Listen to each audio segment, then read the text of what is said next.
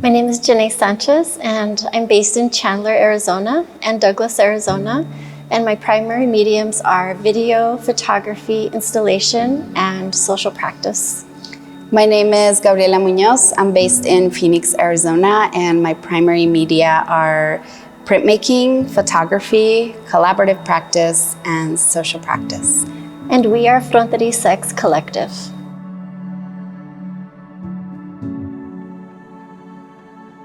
So our collaboration started back in grad school in about 2009, and we met each other in a class called Border Art, and we were tasked with a project for that semester. And after learning about each other's individual practice, we thought it'd be a great idea to come together for this really specific project that asked us to engage with the border or border concept somehow. And I was going back home to Douglas to visit my family, and we thought it'd be a great idea to come up with a plan of action and start a process, a collaborative process that would sort of bring both of our practices together. At the time, I was focusing on installation, video, photography, thinking about architectural interventions.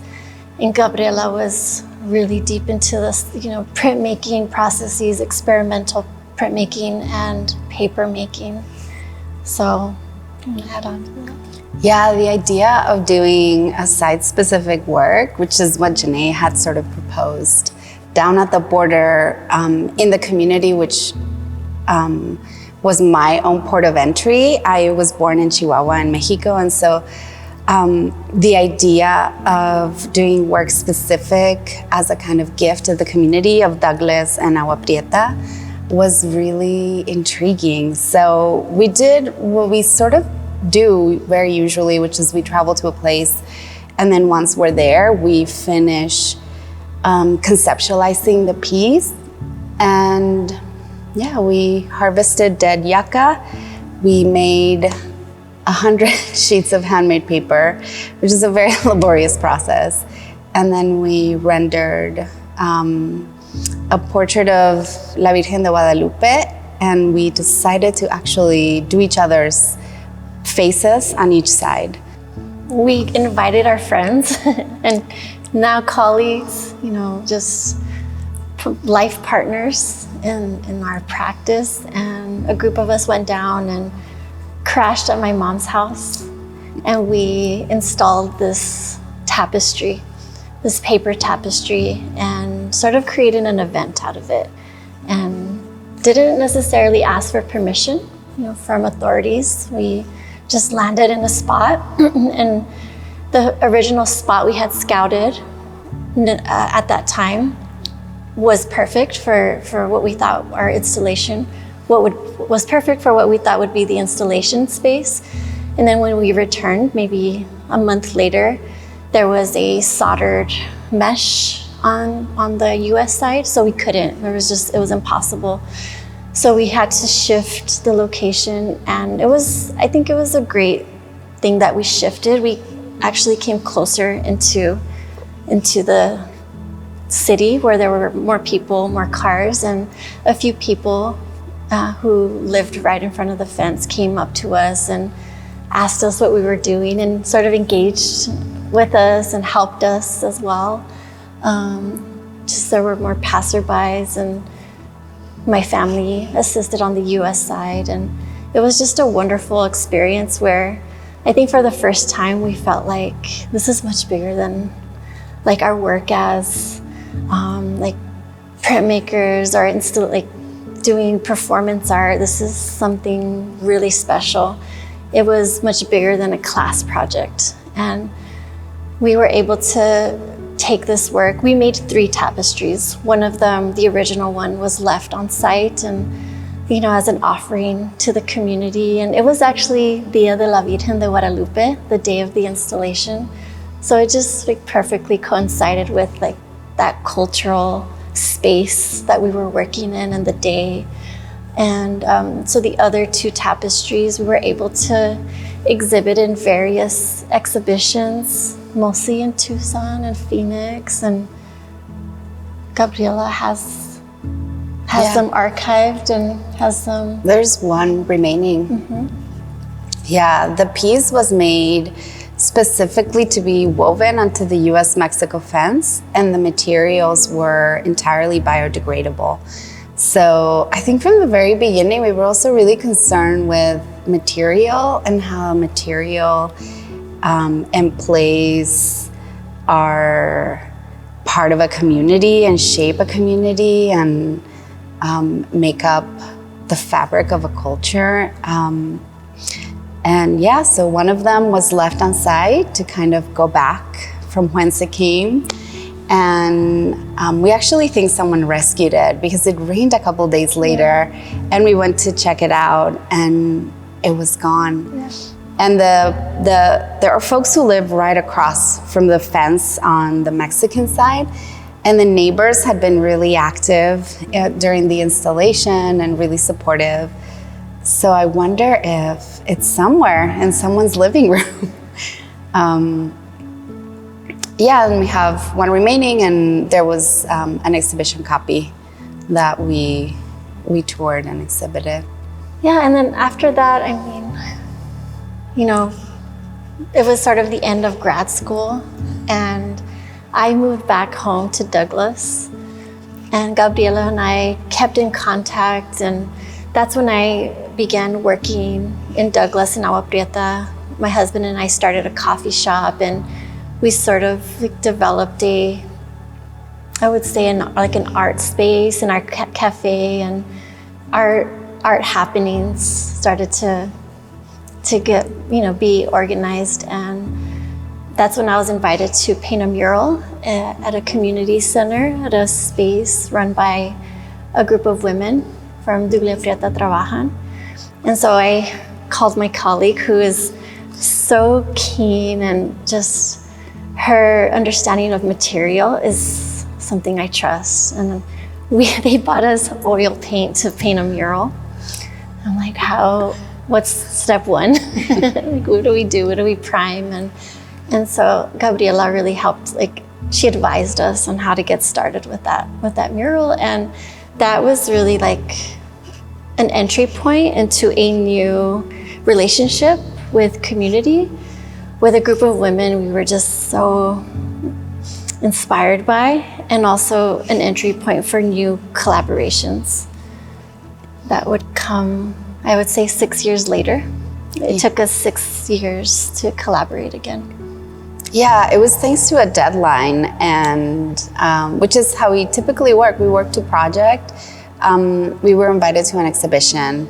Mira Magenta and Sarah Cochran at the Scottsdale Museum of Contemporary Art were curating an exhibition, and the theme was Women in Power. And we were both invited individually, and we asked each other, do you want to collaborate again? And of course, Jenea was working on building this incredible nonprofit in the Douglas Agua Prieta border. They were doing binational art walks, and they were supporting emerging border artists.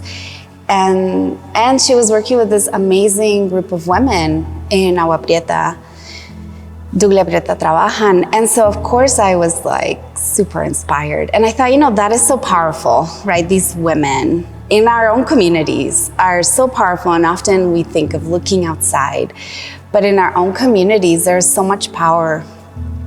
And so the women of Douglas Prieta, they actually, they used to meet, and at one point their rent was raised because they were doing craft, and they did a lot of peer-to-peer, what we call peer-to-peer learning. To them, it's just Tuesday.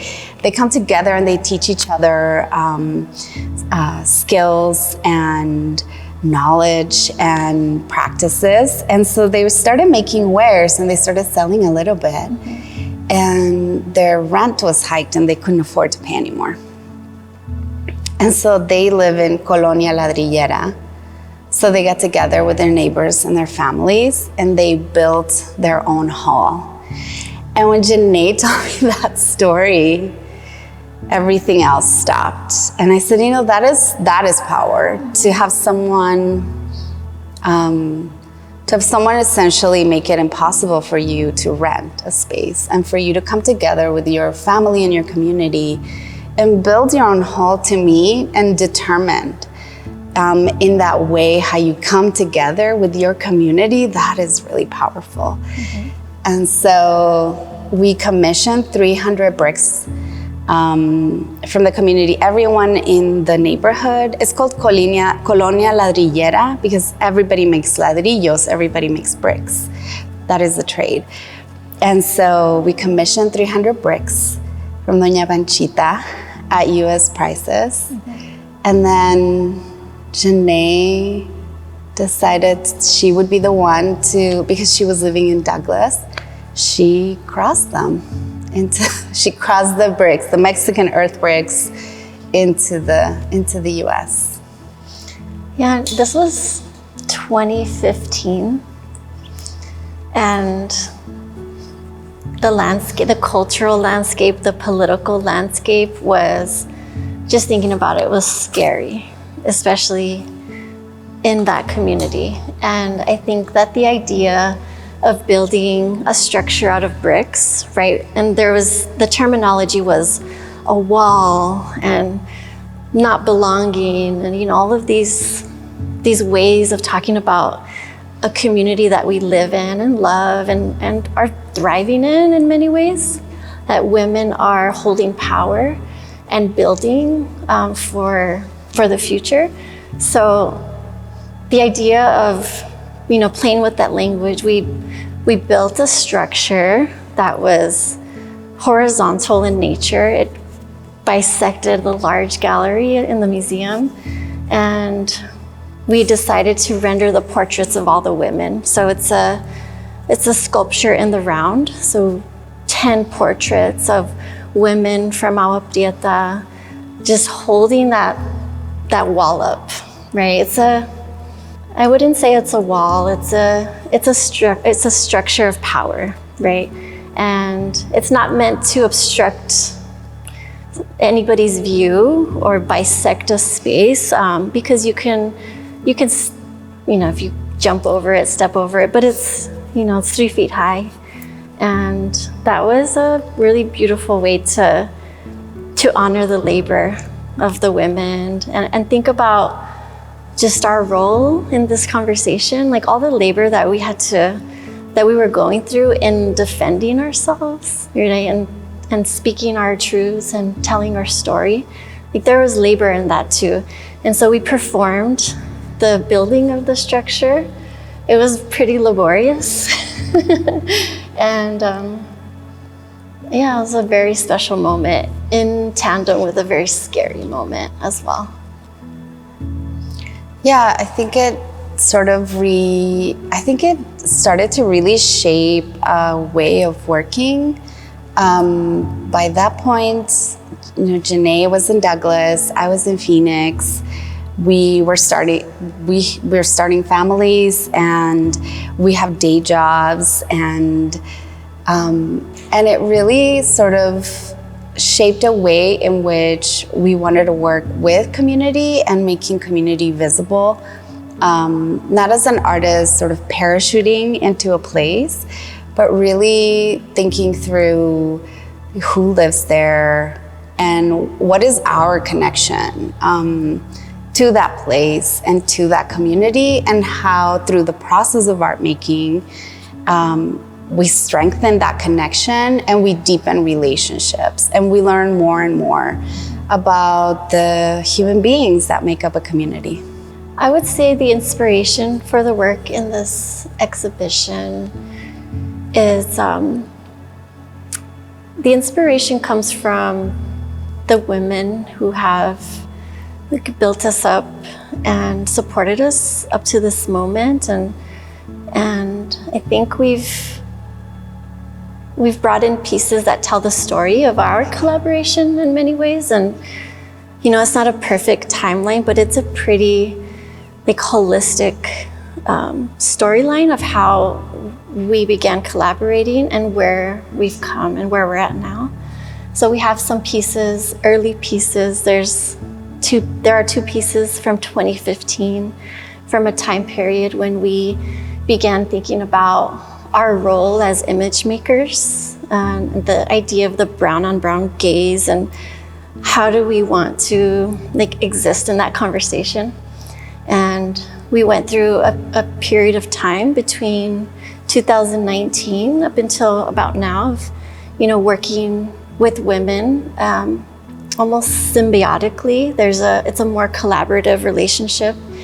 And through funding opportunities like fellowships and exhibition budgets, we've been able to develop budgets collaboratively, which I think is a really important foundational element in creating a collaboration. Is, okay, there's funding, can we all see the spreadsheet and have access to it, and think about how we're going to proceed and make something happen together. So at this point of developing our the gaze we wanted to bring work into the world with, and we've, I would say, developed a social practice that I think we're really proud of now. It's not perfect and there's still work to be done, but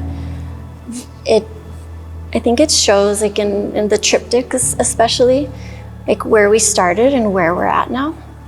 And so the triptych represents the image I was making of the women, right? It's photography, I think you're amazing. I want to honor your work and who you are as a woman, and you represent a community, a family, and you should be in this photograph. And Gabriela did the same thing in her own way, in her own process, with her own materials that have so much significance.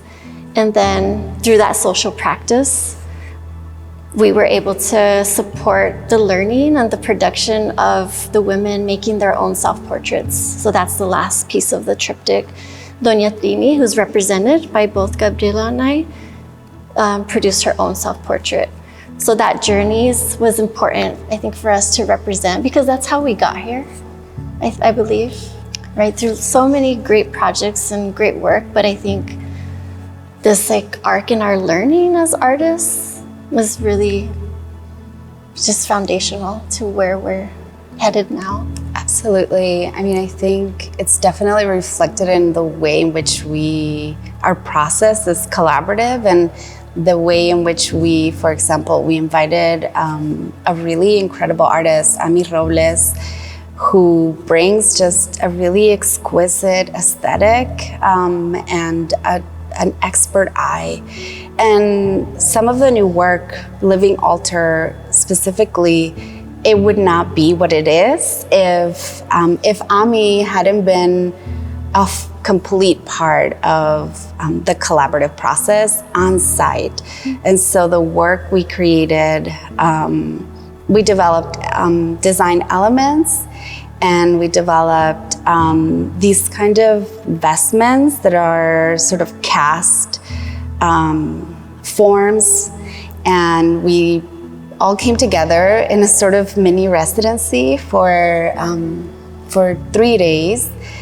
And once we were all together, then we decided how we would decorate them with nopal needles, of which Jenea is really the expert, how we would cut them and shape them and essentially collage them onto our bodies, and then, disrobed in the desert.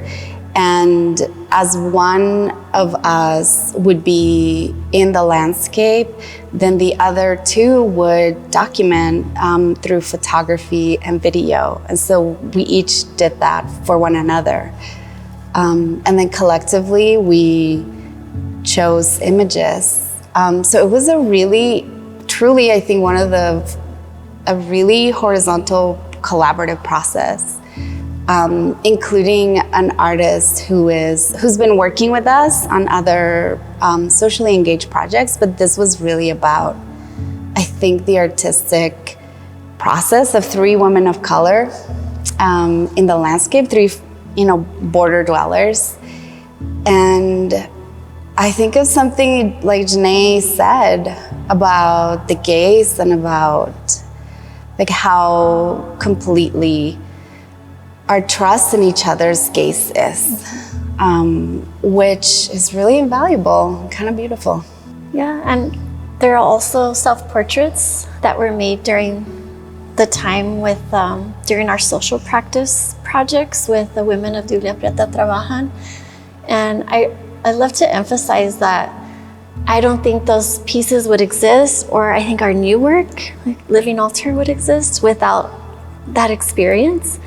Because during that process, which happened during COVID, it's all virtual, virtual workshops and lots of meetings, and I'm just so proud of the work that came out of that time period during such a scary moment in our history. But the women, when we offered them like an opportunity, or we suggested, like, how about we've been making portraits of you, how about you make self-portraits? And then they said, well, what about you two, or you three, me, Gabriela, and Ami? And that was the first time that we had considered making self-portrait. We didn't plan to make self-portraits. We didn't have self-portraits in our process or in our work samples yet. So they inspired us, challenged us to go for it. And now it's such a huge, I can't believe how far, me personally, like I have come, and just like building like a sense of confidence and presenting myself in this way. Because I mean, I went through school, grad school, I never had the desire to do it. I was scared of it, actually. So yeah, that whole process of like empowering what we thought were empowering community, we're engaging with women who are empowering their community, but they empowered us like just as powerfully in that whole process. Yeah, I mean, I think we're usually, like as Jenea mentioned, every project sort of grows and builds upon itself. And in so many ways, the work that's now in the gallery is really a continuation of the work we did in grad schools when we installed La Tapiz Fronterizx on the border fence. We're really interested in desert borderlands materials. I'm a printmaker by training, and so the pieces that you'll see, the vestments, the gold and the copper and the brown that you see, it's ink. It's screen printing ink casted through a process. I became really interested in when I was invited by our Biblia Prieta Trabajan collaborators to also make self-portraits. At that time, I had been screen printing with an ink I had made from breast milk and earth, and that was kind of the pigment. I had just had a child, and breastfeeding was a very laborious process, and I had to pump and dump, as moms will say. And I was really salty about it because it's a lot of work. And I thought, wow, this liquid gold going down the drain. I was away from my child at the time, and I just couldn't carry a cooler to keep it nutritious. And so I thought, what if I use it to make something? And upon returning, I called Jenea and I said, I have this idea. And as we always do for one another, the answer was do it, and then send me a picture. Try it, yeah. Because they're living in different cities. And so it worked out. So I'd been printmaking, and when we came together to work on this work, Jenea had been working with cactus needles, doing these beautiful, intense portraits, self-portraits of herself at the border, right on the border fence, once again. And so when we came together for this work, we brought our materials. And so what you see is a really coming together of that materiality. And the inspiration, I think, continues to be the same, just the beauty and the life that is found here in our communities. I mean, I hope, everybody comes in and takes away something that is individual to them, right? It's personal, whether it's a question or a feeling or just like a new understanding of something. But I guess I can think about this question, like, what do I want my daughters to come away with it? Sometimes I think about that when making artwork, and I want them to take away that they belong in all spaces that they wish to be in, especially the spaces in which they come from. And if you don't come from a space, you can adapt to it, right? And then you can create your own sense of belonging in different ways. So that is something I think about. Also, the work of artists from this region, the images, representation is important. So I would want, like, my daughter, folks from the community to know that their way of life, their spaces are important, and they truly contribute something important to the understanding, like, of a whole region, right? And a whole conversation, whether it be political or cultural. All of these things, I believe, need to be produced and shown in different ways. So. Yeah, I think really trying to showcase the beauty. And again, there's a kind of border aesthetic that is very much of this place, and a sense of pride and an ownership of all of those things that it is, which we're always, all of us are shaping, those of us who live in a place. I think our work really tries to center the beauty of the diversity that is found here. And again, there is so much, it's such a fertile region. There's so much life, there's so much beauty here. And women, I think, because we are women, so we make work about our own experience, our own lives, showcase at the center of that in these sort of public spaces, in these natural environments, is something that really intrigues us. We want to invite, conversation. We want to share some of that kind of joy and beauty that we see in the brown body, in the brown female body. And some of it is often a little bit funny. I think some of the work is quite funny. Some of the vestments, there's a kind of sense of play to a lot of our process. We like to have fun. Mm-hmm. So we hope it comes across in some of the work. So Ojos con las nopales is really meant to be a kind of joyous exploration of material. We are really deeply grateful.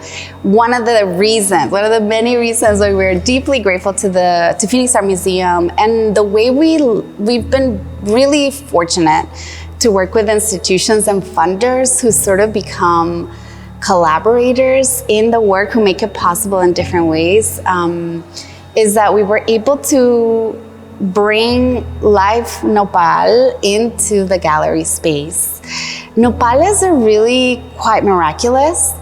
They survive under really intense environment conditions. You could dig a hole in the ground, cut a nopal pad, plant it in, and nopales will grow. Mm-hmm. We, in the research for that piece, we harvested several different varieties of nopal. There were some that we ended up not utilizing, and they were sitting on a table.